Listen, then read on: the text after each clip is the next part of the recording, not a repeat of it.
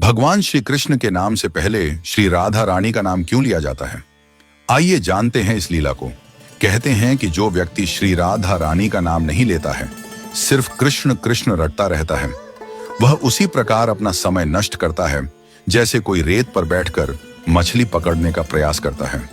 श्रीमद् भागवत नामक ग्रंथ में उल्लेख मिलता है कि जो भक्त श्री राधा का नाम लेता है, भगवान श्री कृष्ण सिर्फ उसी की पुकार सुनते हैं। इसीलिए कृष्ण को पुकारना है तो राधा को पहले बुलाओ। जहां श्री राधा होंगे वहां कृष्ण खुद ही चले आएंगे। पुराणों के अनुसार भगवान श्री कृष्ण स्वयं कहते हैं कि राधा उनकी आत्मा है, वह राधा में और राधा उनमें बसती है। श्री कृष्ण को पसंद है कि लोग भले ही उनका नाम नहीं लें, लेकिन श्री राधा का नाम जपते रहें। इस नाम को सुनकर भगवान श्री कृष्ण अति प्रसन्न हो जाते हैं।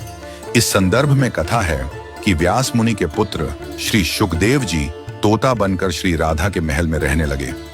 शुकदेव जी हमेशा राधा राधा रटा करते थे। एक दिन श्री राधा ने शुकदेव जी से कहा कि अब से तुम सिर्फ कृष्ण कृष्ण नाम जपा करो। शुकदेव जी ऐसा ही करने लगे। इन्हें देखकर दूसरे तोता भी कृष्ण कृष्ण बोलने लगे। श्री राधा की सखी सहेलियों पर भी कृष्ण नाम का असर होने लगा। पूरा नगर कृष्णमय हो गया, कोई राधा का नाम नहीं लेता था। एक दिन श्री कृष्ण उदास भाव से श्री राधा से मिलने जा रहे थे। श्री राधा जी कृष्ण की प्रतीक्षा कर रही थी। तभी नारद जी बीच आ गए। श्री कृष्ण के उदास चेहरे को देखकर नारद जी ने पूछा कि प्रभु आप उदास क्यों हैं?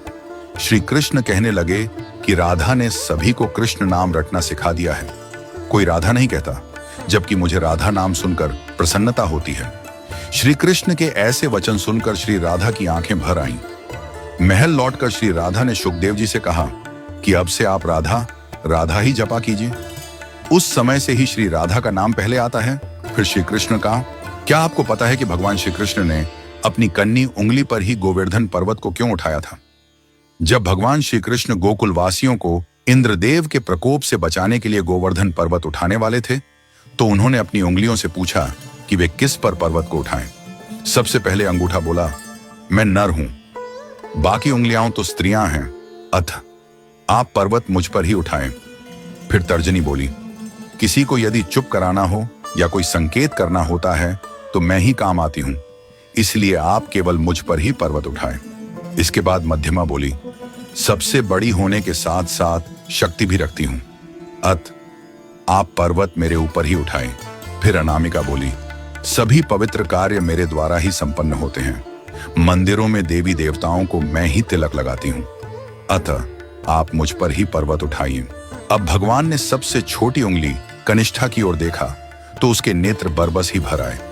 वह भरे नेत्रों के साथ बोली, भगवान एक तो मैं सबसे छोटी हूं, मुझ में कोई गुण भी नहीं है, मेरा कहीं उपयोग भी नहीं होता, मुझ में इतनी शक्ति भी नहीं कि मैं पर्वत उठा सकूं। मुझे केवल इतना पता है कि मैं आपकी हूं। छोटी उंगली की बात सुनकर भगवान श्री कृष्ण प्रसन्न हो गए और बोले, कनिष्ठ मुझे विनम्रता ही तो पसंद है, यदि कुछ पाना है तो विनम्र बनना पड़ेगा। तब श्री कृष्ण ने छोटी उंगली को सम्मान देते हुए उसी पर गोवर्धन पर्वत उठाया। इस कहानी से यह शिक्षा मिलती है कि कभी भी अहंकार नहीं करना चाहिए। विनम्र और सरल बनिए, तभी प्रभु आपके हो सकते हैं।